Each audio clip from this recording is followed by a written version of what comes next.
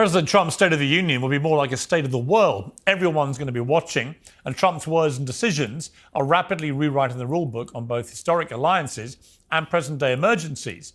World leaders rallied to President Zelensky after his White House blowout. British Prime Minister Keir Starmer is talking about a coalition of the willing to defend Ukraine's freedom and independence. And maybe that is the blunt reality of America first. The United States is not willing to be the world's police force, at least not unless the world is prepared to pay its way. Many experts have spent the last 4 days fretting about the United States that is suddenly allied with all the wrong people and no longer the leader of the free world. The question we're debating tonight is whether that is true. Does it project American strength or make the free world it created a more dangerous place? And if America really is no longer the leader of the free world, does the MAGA movement care? In a moment, we'll debate with Andrew Wilson, Dave Smith, Ben Hodges and Jake Broe. But first, two big brains who see all this rather differently. The author and political scientist Francis Fukuyama is coming up, and I'm joined first by the economist and public policy analyst, Professor Jeffrey Sachs. Professor Sachs, great to have you back on Uncensored, particularly at this moment, which feels like a moment in history. What is your take on where we are post this extraordinary Oval Office shakedown, really, is what went down? It is a big moment. I think what our new Secretary of State, Marco Rubio, said a few weeks ago is the key. We are in a multipolar world. I think recognizing that is the first order of us all staying alive to avoid the risks of nuclear war. President Trump said several times that his greatest concern is to avoid World War III. I say bravo on that, because we had a lot of neglect of that obvious point for many, many years.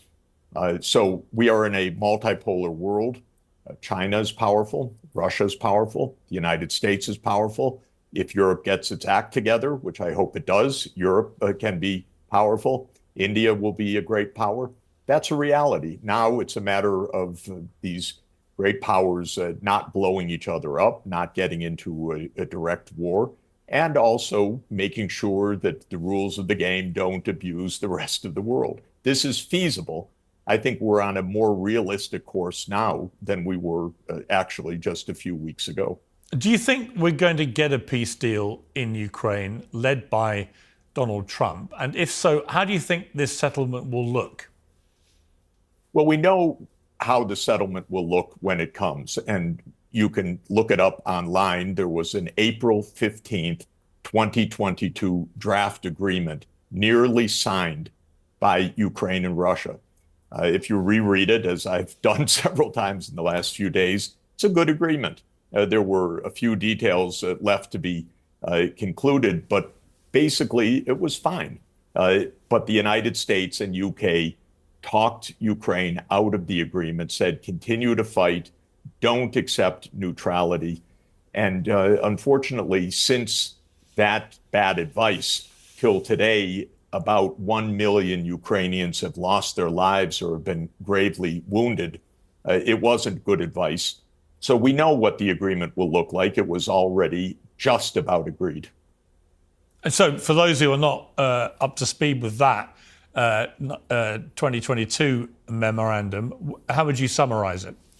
Yeah, the agreement was that Ukraine would be neutral, that there would be security guarantees involving all of the great powers, including Russia, which I interpret and would recommend should be through the UN Security Council.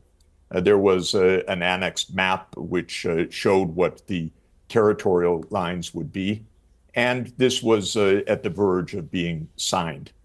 This, I think, is the basis of an agreement, which is end the war, end the bloodshed, end the destruction.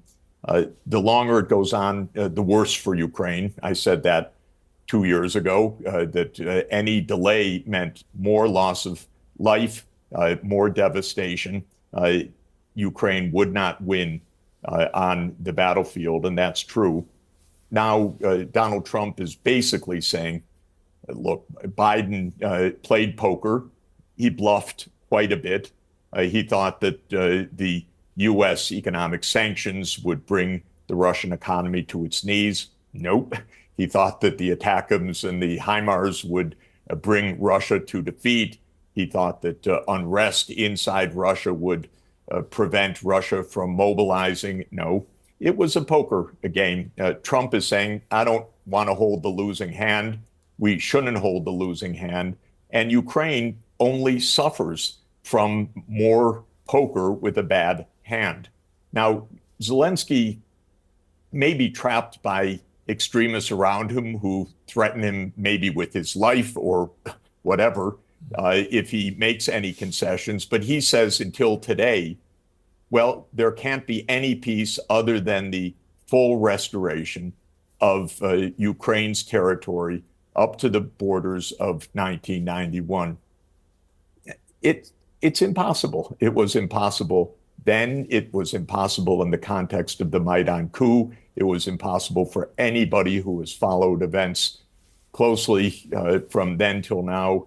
And yet Zelensky continues to maintain what is an utterly impossible, literally impossible condition, because if we tried to implement that, well, either Russia would win everything or it would lose, and then it would escalate to nuclear war. But doesn't he have to, in a way, doesn't Zelensky have to maintain that public position?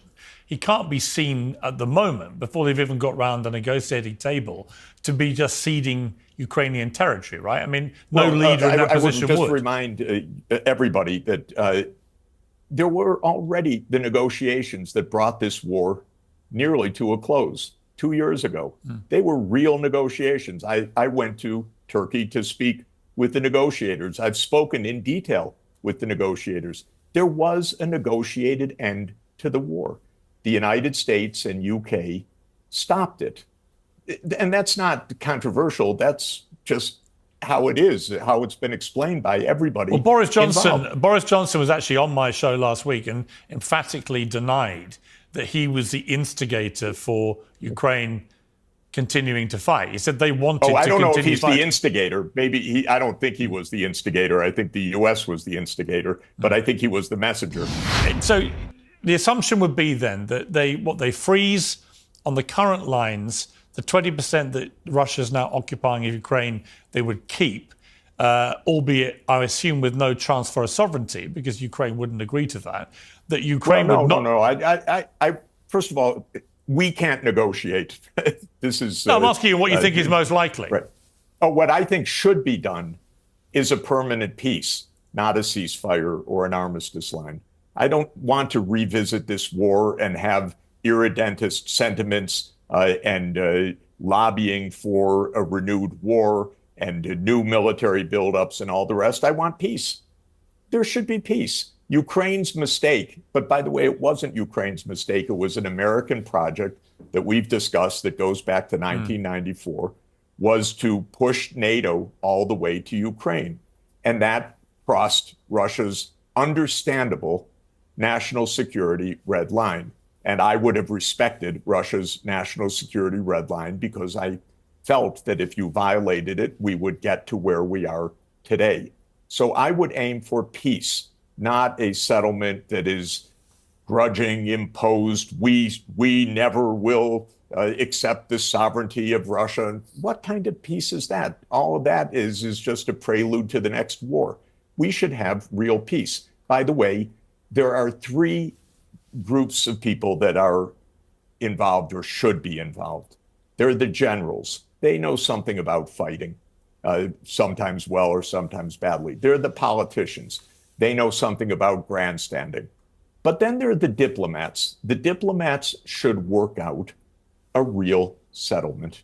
And, well, it's not very popular to say, I'm going to say it, the United Nations Security Council should be the ultimate place where that arrangement is settled, including China, including Russia, including Britain, France, the United States, all as co-guarantors of a true peace. Not an armistice line, not a frozen conflict, not something that Ukraine never accepts. No, an end to this war, because we have more important things to do on the planet than have a future in which the question of Lugansk and Donetsk play a central role in somebody's politics. There are people like Elon Musk calling for America to withdraw from NATO. Just quickly, what is your response to that?